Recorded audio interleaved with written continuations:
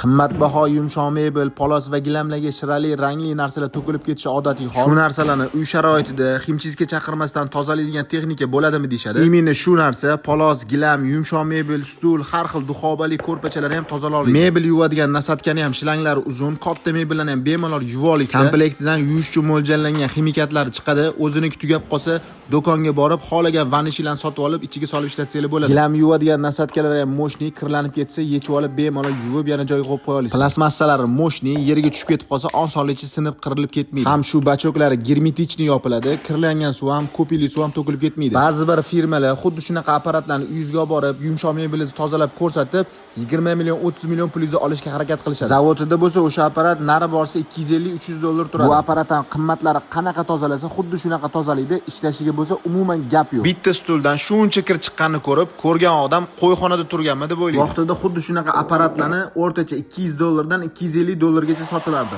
Hozirda bo'lsa katta chegirma kanali faqatgina o'zini obunachilari uchun bu apparatni bor yo'g'i 129 dollar qilib beradi.